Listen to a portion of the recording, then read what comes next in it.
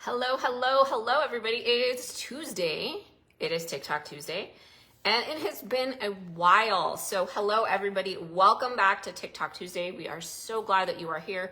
We do TikTok Tuesday the first and third Tuesdays of the month, and many of you submit your ideas for topics in advance, and some of them are just simply from me reading studies. So let me quick do my usual tech check and we will get going. Hold on.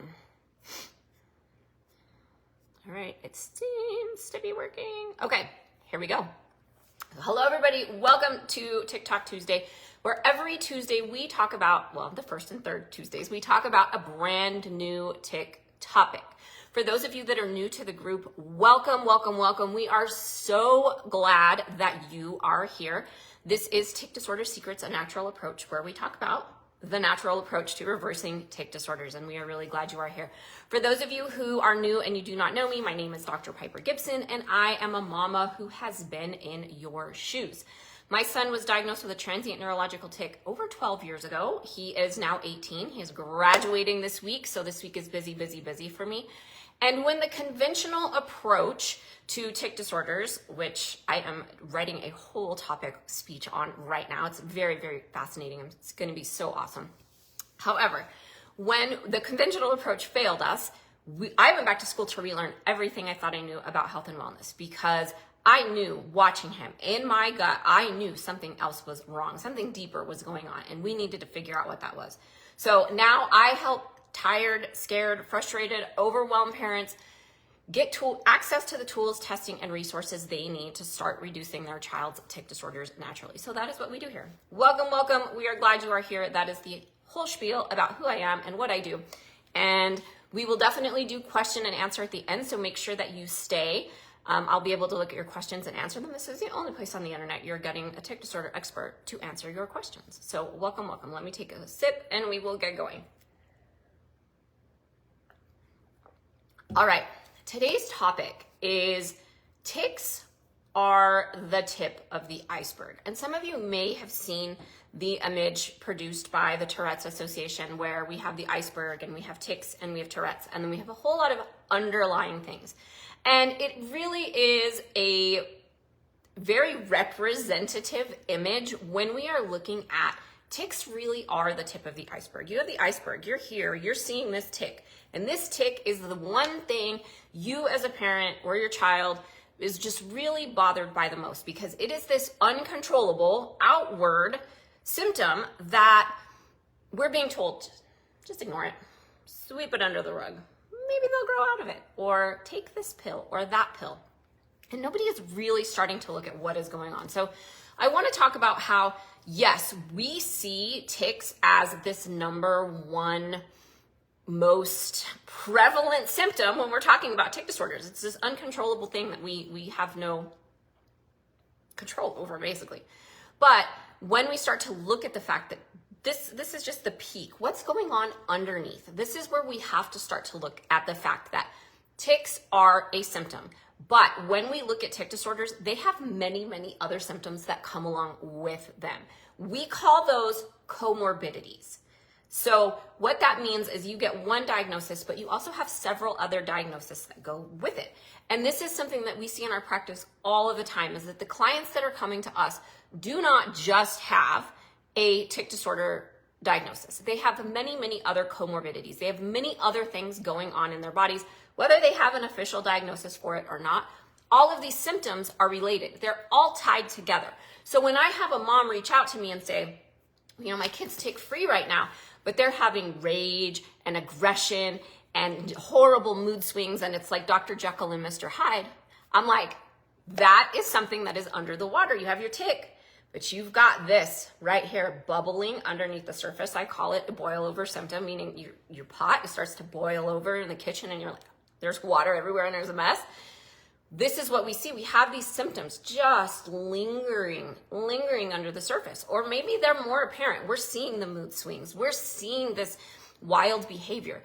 But what parents aren't able to do is connect the dots and see that, these mood swings, these wild behaviors, this anxiety, this aggression, these things they're actually related to the tics. So you may not have the outward symptom at the time, but we have all of these other underlying symptoms that are related. So there's actually a study done that found that 88% of children with Tourette syndrome had at least one comorbid condition. So 60% of them had ADHD and 50% of them had OCD, and many of them were combined. So what we're seeing is not just a standalone, oh my gosh, we have a tic. And once in a while, I have a parent who comes to me and says, well, we just have a tic. And then we start to analyze the data. And I'm like, no, you have this, you have this, you have bumps on the back of your arms. You have mood swings, you have aggression, you have anxiety, you have a problem falling asleep at night. You have a problem waking up in the morning. You have all of these other symptoms, itchy skin, watery eyes, allergies, stomach aches, diarrhea, constipation. All of these things actually are part of what your child is experiencing. These are signs and symptoms that something else is going deeper in the body. So often we hear, tics, you're just gonna ignore it. Maybe they'll grow out of it. Maybe you'll get a pill or a capsule or something to take to kind of ease those symptoms. We look at tics, that your tics are not the problem. Your tics are a sign that there is a problem. This is a sign that there's something going on in your body. Your tics are a sign that there's a problem. So there's actually another study done that reported that children with chronic tic disorders, which is most of us here, have a higher likelihood of ADHD, disruptive behavior disorders, and anxiety compared to those in the control group. Well, why do we see this? Because these kids have so much inflammation going on in their body. Their immune systems are on high alert that we are in turn seeing the neurological symptom. In reality, we're seeing it present itself, right? We're seeing these things happen with the understanding that these kids are more likely to have these other issues. But in our practice, we can do things like look into genetics and say, okay, well, maybe you have an ADHD diagnosis, but what are your genes telling us? What are your genes saying about your ability to be able to create the neurotransmitters that you need in order to be able to focus and function? So we can start to analyze that data and that information. When people hear me say holistic, they think, I'm going to rub you with crystals and I'm going to sage you and it's going to be this whole woo-woo thing and you're going to pick out a tarot card from my deck. That's not what holistic is. Absolutely not.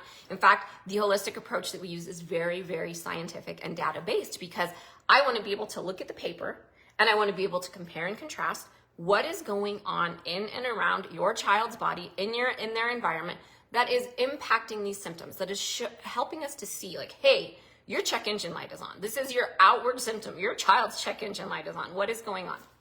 So there's many, many studies like this. Like we can see, you've heard me talk about, I have a mom.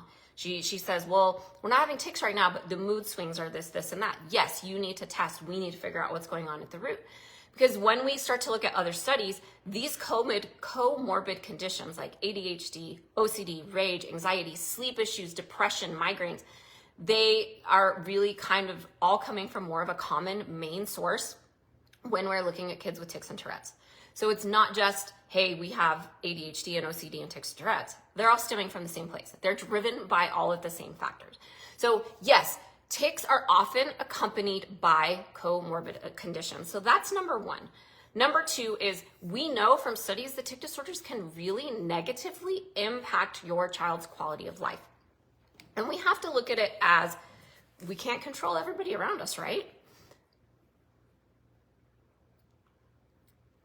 So we see in a 2013 study that children with Tourette's reported overall a poorer quality of life when it came to physical and social functioning compared to those in the healthy control group because they have people in society, other studies saying, hey, they are experiencing more pressure from peers. They are experiencing more social problems because they have this outward symptom. So when we're looking at tics are just the tip of the iceberg, yes, we have this physical manifestation, the symptom that we are presenting. We know that comorbid conditions come with it. But when we start to look at tics, we have to also look at the emotional impact that these kids are experiencing. And this is really one of the reasons that I work very closely with Soul Scales Therapeutics is because they are helping with the coping skills that these children need in order to be able to regain confidence in society. So not just about the tics. There is definitely a giant emotional aspect that comes along with what these kids are experiencing. And we can see it in the data, and we can see it in the studies. And so you may be like, well, why isn't my doctor telling me this? Well, your doctor isn't telling you this because your doctor doesn't sit around and read all the studies. Your doctor is not up to date on the information unless they're very, very specialized in something like tic disorders. Most of them aren't. You're going to go to your pediatrician. Your pediatrician has a patient list of 500 people. He doesn't have time to sit and read all these studies. You also have to understand that when we look at medicine, many of the studies that are current will not be taught in medical school for another 30 years. So if your doctor graduated 30 years ago, they're already 60 years behind the curve because they don't have that data. It wasn't taught to them in medical school. Not only that, all of these studies that are out right now, they're going to get picked through and they're going to decide, oh, we should teach this one, but we're not going to teach this one. Well, this one had a sample size of 10 people who said that diet really helped to change their tic disorder, but it's a small sample size, so we're not going to use that one. And then we're just going to go say that diet doesn't really matter because this sample size was really small. That actually happened. That's something reason that the Tourette's Association doesn't really talk about diet, because they felt like the sample size of the diet study was not big enough for them to promote. So there are emotional struggles. There are other issues that we start to see when it comes to tic disorders. And the information and the data that is out there, people aren't digging through it. I am. I'm digging through it. I'm reading it. I want to know. I want to know what those current studies are. But you also have to understand that when we look at the studies, most natural approaches are not going to get a study because people are not going to fund a study on a natural approach that is not going to benefit them somewhere down the road. It's just really kind of how it goes. So when we look at tic disorders and tics being just the tip of the iceberg, we know, one, hey, these kids that have tic disorders, they have the diagnosis. Many of them have comorbid conditions, ADHD, OCD, anxiety, depression. They have other conditions that are going along with it, right? And then we see tics, they can really impact our kids emotionally, but I can tell you, they don't just impact your children emotionally. They impact you emotionally as well. There was a study done, a graduate study about children with chronic illness. What they found is that 50% of the parents who were in this study experienced a sense of grief and loss over their child's diagnosis. Nobody died. You don't really get to do grieving. You still have to make lunch. You still have to go to soccer practice. You still have to wash the laundry. You really don't have that time to grieve this loss or perceived loss because we have a diagnosis. We have this label, right? But we don't have time to perceive that perceived loss. We don't have time because we have to deal with our kids. Nobody actually passed away. So not only do these symptoms, do these tics and their comorbidities impact your kids' emotional life, they also impact you as a parent. And this is actually one of the biggest things we see in our practice is the emotional impact on the parents and the inability to regulate that emotion when it comes to their child's symptoms.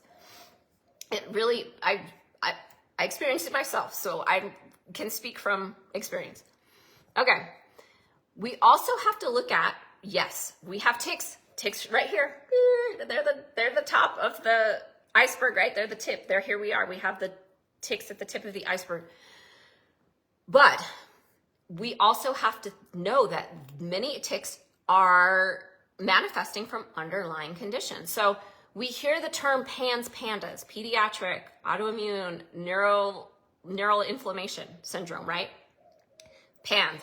And then you have the pandas because it's driven by strep. So we know pandas is driven by strep, but we know PANS can be driven by so many different things. My son also has a PANS diagnosis. So he's a tic disorder diagnosis and a PANS diagnosis. Not that we run around and live by those labels because we certainly do not.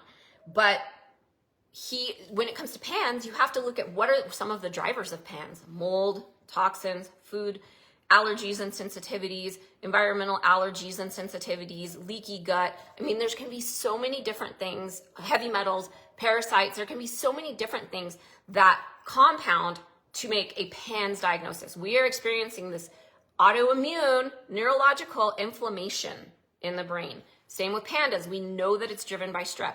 Not all the kids I work with have strep. In fact, I had one yesterday that we were working with. The kid didn't have strep, but she had so many other things going on that when we aren't testing, we're not looking, we don't know what that driving factor is. So you have to understand tics are the tip of the iceberg, but what are some of those drivers? Is it an underlying infection? Is it leaky gut? Is it environmental toxins? Is it biological issues? Like, do you have food sensitivities? Are you making toxins in your body in response to something else? So we have to look at all of these different factors. We also look at the fact that there is a study, a 2013 study that discussed the role of immune inflammatory process in tic disorders and Tourette's. And so they're finding that we are seeing immune system processes in tics and Tourette's. One of the most current studies that came out I want to say 2 years ago now, it might be one, but I think it was 2, is about what we're seeing in Tourette's and related disorders. Related disorders being things like tics and OCD and anxiety, is that we are seeing imbalanced immune system. There is an immune response in tic disorders. There's also a microglial response in tic disorders. Microglial cells are the immune cells in your brain. So yes, we're having this immune response, but we're having a very specific response when it comes to those microglial cells.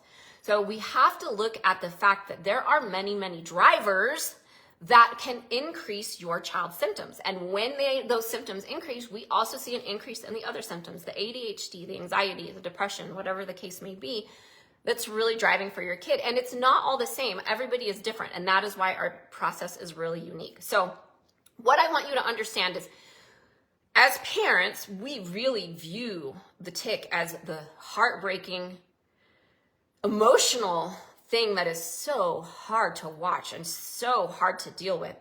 Not just for us, but for our children, because it's incredibly hard to watch them suffer.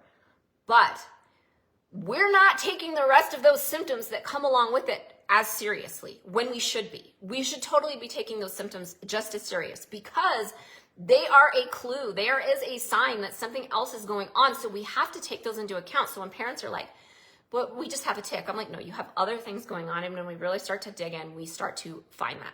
So you can actually read in, hi everybody, you can read in my book, I share this story where I start to trace back the symptoms my son was experiencing from the day he was born. And so it wasn't just he turned 6 years old and had a tic disorder and it was like, oh my gosh, but that's how we felt at the time. But when I started breaking it down and when I started looking at all of the information, I started looking at all of the data and I started relearning everything I thought I knew, I was able to start to look at a lot of the things that he experienced as a baby, as a child, leading up to this time period where we had the tic. And the tic was the tip of the iceberg. It was the explosion. It was the boil over. That's what we saw. There's so many other hidden underlying symptoms, not necessarily hidden, but things that we were being told like, that's normal. Rage, like Dr. Jekyll and Mr. Hyde. It's normal. He's a boy. The continual eye blinking that he was doing. No, it's allergies. Let's get him on allergy medication. That went on for a really long time. So there was a lot of subtle signs and symptoms, diarrhea, blood in the stool. There was a lot of subtle signs and symptoms throughout his young life that we were really written off about. So in that aspect, we have to start to look at the other signs and symptoms that our children are experiencing. It isn't just the tic is the top of the iceberg. There's so many other things going on. So that being said, just keep in mind when we are looking at the iceberg that tics are often, like in the study, 88% of the time, accompanied by other comorbid conditions. So things like ADHD, anxiety, sensory processing. Tics can negatively impact your quality of life. Definitely having that emotional traumatic piece. Not just you, not just your child, but also you as well. Sorry, every time I make a hand gesture, I give myself a thumbs up. I guess I'm just that awesome. I don't know. Just kidding. All right. Tics also can manifest with other underlying conditions, considering pandas, considering all the different drivers, environmental factors, biological factors, physical factors, emotional factors. What are these other pieces that can drive your tic disorder? So tics, yeah, they're the outward symptom that we worry about the most and that we really as parents focus on the most, but we also have to pay attention to those other things that are going on under the hood. All right. That being said, thank you guys for joining me for TikTok Tuesday. If you have questions, start loading them up so I can look at them. and answer those for you. If you are new and you need a place to start, grab the book. You can read it in a weekend. You can get it on Amazon, TikTok, Common Misconceptions, Real Conversations, and Natural Approaches to Tic Disorders. Grab it on Amazon. Read it in a weekend. Great place to start. We have tons and tons and tons of content on our website, www.regenerating.health. Go over to the website, blogs, videos, podcasts that I've been on, things that I've written. Definitely you can go over there and binge all the free content. There is tons and tons and tons of free data and information. Are we back? Sorry, a child called in the middle of that. So I hope it's not an emergency. I might have to get off and answer. And then he sidetracked me. What was I going to say? We're talking about the book. We're talking about, I don't know what else. So we're just going to skip over because I got sidetracked. All right. Load up your questions. If you are new and you want some more information from us, drop the word sheet. We will sheet. How about drop the word cheat and not sheet? I am a mess today. It's graduation week. My brain's not working. Drop the word cheat and we will share the cheat sheet with you. My team will get on and share that cheat sheet. So make sure that you comment cheat and we will share that cheat sheet with you. It's the Tic Disorder cheat sheet. And there's 3 things in there that your doctor doesn't tell you. So grab that cheat sheet, drop the word cheat. Okay, let me answer some questions. Let me take a drink of my tea. Natasha, for kids with pandas, will food sensitivities eventually go away? Like gluten and dairy. Gluten and dairy are 2 of the most inflammatory foods. So we have to look at the fact that we can look at genetics, and you know I'm going to do that with you, and I'm going to pull up your kids' genetics. Come to office hours. Come to office hours. I will pull up genetics and tell you exactly why they should not be consuming gluten and dairy. Come to office hours. However, I'm going to explain it a little bit here. I don't think, and this is my opinion, I do not think anybody should be consuming gluten. Not you, not me, certainly not your kid with pandas. Why? Because your kid is already predisposed to chronic neurological aggression. Gluten is very, very inflammatory. Gluten has been modified from a very long grain to a very short grain. So it is wheat, not gluten, but wheat has gone from a very long grain to a very short grain, which compacts the gluten. It has a ton of gluten in it. Gluten in and of itself is, kind of the glue that's going to hold the bread together or whatever weedy thing you're eating. But when we, especially in the United States, cut it down, if it's not organic, we spray glyphosate all over it. So not only do you get a big, huge, fresh heaping dose of gluten, you also get a nice, gigantic, huge heaping dose of glyphosate. So gluten is also what we would consider kind of an anti-nutrient. It's inflammatory. It will keep you from absorbing other nutrients. We as humans really don't have the enzymes to break down grains, period. I mean, they kept us alive in times of famine, manna from heaven, but grains really are not something that we digest well. And honestly, you're going to hear me say it again and again and again. You want a happy, healthy kid who can focus and function? Protein, animal protein. Animal protein should be your number one. When I say animal protein, dairy is, for most people, it's not the lactose in the dairy. It is the casein in the dairy. And casein and gluten are very, very cross-reactive. So if I'm in a position where I'm saying, I don't think anybody should eat gluten, dairy goes along with that, especially for kids with tics, PANS, pandas, Tourette's, ADHD, those kinds of things, because it is so inflammatory. Gluten and dairy make beta casomorphines and glutamorphines in your brain. It's like binds to your opioid receptors.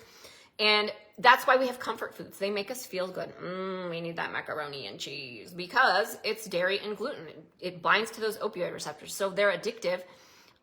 They can give a lot of kids very cloudy thinking. We could go down this whole rabbit hole of why I don't think they should eat gluten or dairy. I don't care what a food sensitivity test says. I don't think they should be eating gluten or dairy because I have seen so many kids effectively change their diets, gluten-free, dairy-free, and really feel so much better. And I can tell you, I have a kid in here who's 18 years old, and he will cheat. And then he will come home and be like, oh, I shouldn't have done that, because the gluten and dairy do so much damage, and they do damage to him differently. So like dairy will really mess up his gut, where the gluten really messes up his brain. For me, I can tell you gluten absolutely 100 million, thousand, gazillion, bazillion % messes up my brain. That's actually one of the main signs of celiac is that gluten is doing more impact to your brain than it's doing to your gut. I don't have gut issues when I eat gluten. I turn into a nut job psychopath when I eat gluten because it makes my brain so inflamed. Long story short, no, I don't think your child should ever go back to eating gluten or dairy. I think it's too inflammatory. But Natasha, come to office hours and we'll pull up her genes and I will really be able to nail it for you and say, this is exactly why. Because I can look at her genes and tell you that. And just because I tell you that, could you go do it? You could. But are you going to end up back at square one? Probably. But, you know, I can tell you just looking at why, and that's my opinion. It's my opinion looking at your genes from a genomic specialist standpoint. You're welcome. Anybody else? Questions?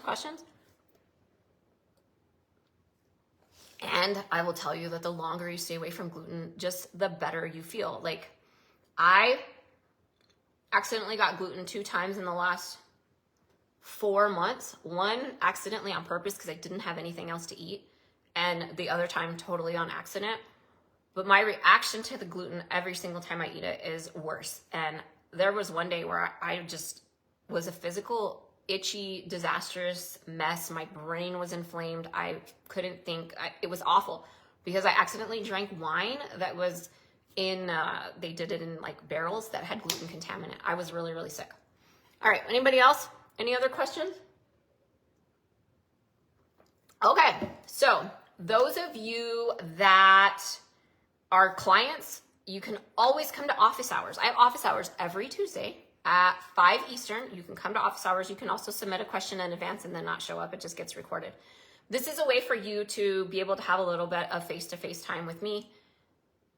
It is only for clients. It is not here live on Facebook. It is only clients who are registered in the program. So come to office hours and we can chat. If you're new, grab the book. If you would love the free Tic Disorders cheat sheet, 3 secrets your doctor doesn't tell you, please drop the word cheat and we will share that cheat sheet with you. My team will come in and put that cheat sheet in here for you. So anybody else? Questions? Going once, going twice? Otherwise, I'm hopping on. I got a boatload of things to do. All right, y'all. Thanks for hopping on. I'm glad you were here and we will see you later.